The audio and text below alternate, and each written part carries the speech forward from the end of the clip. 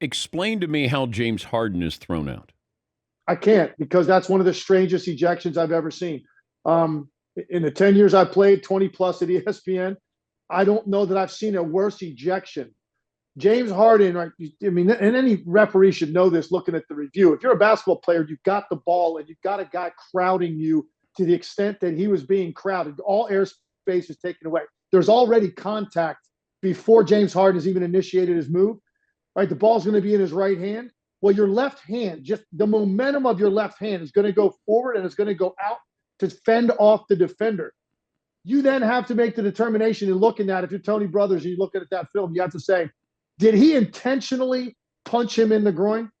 And that's the determination they made. And I just don't know how you conclude that when, to me, it was so innocuous. The motion with his left hand was so short and abbreviated, and he was just trying to get some momentum and fend him off to take that first dribble. It's an obvious basketball play. So I was shocked by it. But look, if you go look at the tape, at most you say, okay, offensive foul. And then if you really want to get extreme, let's give him a flagrant one because of the area of the body that he struck. There's no way you can toss a player from a game, particularly a superstar, from a game over something that to me was completely unintentional. I would have given, at worst, Harden a foul, offensive foul. I would have called Royce O'Neal for flopping.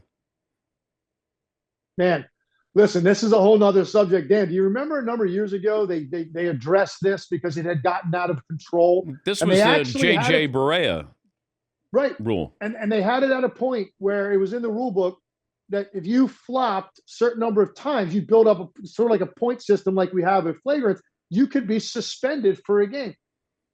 Obviously, that just went away because I've never seen an era in this league in which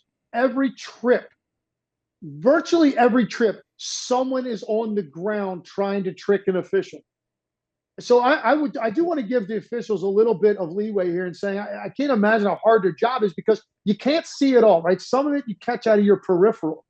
And when you see a guy snap his head back and shoulders go back and fly on the ground, and these are big, strong professional athletes, you know, your inclination as an official is like, I better call something. Something must have happened.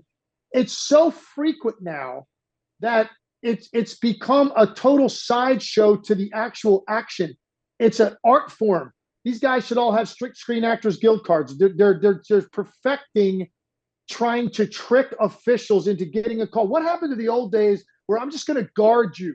I'm going to stay on my feet. I'm going to guard you the best I can. I'm going to contest the shot at the end. And if you score on me, I'm going to do the same thing the next time. Like, that mentality is gone. It's, let me see if I can get something here. Let me see if I can somehow, force an offensive foul, force the official to go looking at a review.